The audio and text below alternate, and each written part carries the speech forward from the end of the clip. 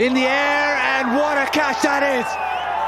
Bit of outswing, but Zakir Hasan. ঘরের মাঠে উইন্ডিজের বিপক্ষে প্রথম টেস্ট পাকিস্তান জয় পর ধারণা করা হচ্ছিল বাংলাদেশকে হয়তো পিছনে ফেলে দেবে পাকিস্তান। তবে দ্বিতীয় টেস্টে দারুণভাবে ঘুরে দাঁড়িয়েছে উইন্ডিজ। 34 বছর পর পাকিস্তানের মাটিতে পাকিস্তানকে হারিয়েছে 120 রানে। বিস্তারিত নিয়ে আপনাদের সাথে আছি আমি শামিমা সুলতানা। বিশ্ব টেস্ট চ্যাম্পিয়নশিপের পয়েন্ট টেবিলে পাকিস্তানের যে 2 ধাপে এগিয়ে রয়েছে বাংলাদেশ ক্রিকেট দল। 9 দলের এই প্রতিযোগিতায় আগের 2 আসরে সবার শেষে থেকে আসর শেষ করেছে বাংলাদেশ। তবে এবার আর সবার শেষে থেকে আসর শেষ করতে হচ্ছে না। বিশ্ব টেস্ট চ্যাম্পিয়নশিপে পাকিস্তান ও ওয়েস্ট ইন্ডিজকে পিছনে ফেলে এই প্রথম সপ্তম স্থান অর্জন করেছে বাংলাদেশ দল।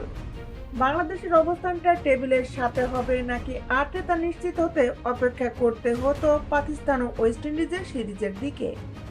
তাদের সিরিজ শেষ হয়েছে 1-1 সমতায়, আর তাতেই পাকিস্তানকে টপকে 7-এ জায়গা করে নিয়েছে টাইগাররা।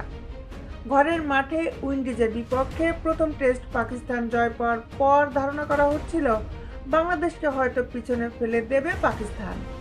তবে দ্বিতীয় টেস্টে দারুণভাবে ঘুরে দাঁড়িয়েছে উইন্ডিজ। মূলত এই সিরিজের সমতায় ভাগ্য খুলে দিয়েছে বাংলাদেশের। 2 দলের কেউই না জেতার পয়েন্টের শতাংশে বাংলাদেশের পেছনে পড়ে গেছে পাকিস্তান ও ওয়েস্ট ইন্ডিজ।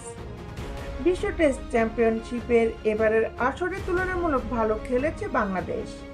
নিউজিল্যান্ডের মাটিতে প্রথমবারের মতো টেস্ট জয়, পাকিস্তানের মাটিতে ঐতিহাসিক সিরিজ জয়, ওয়েস্ট ইন্ডিজের সঙ্গে 1-1 ড্র করেছে বাংলাদেশ। দেশ বিদেশের আপডেট নিউজ পেতে আমাদের সাথেই থাকুন। Justice sports, Dhaka.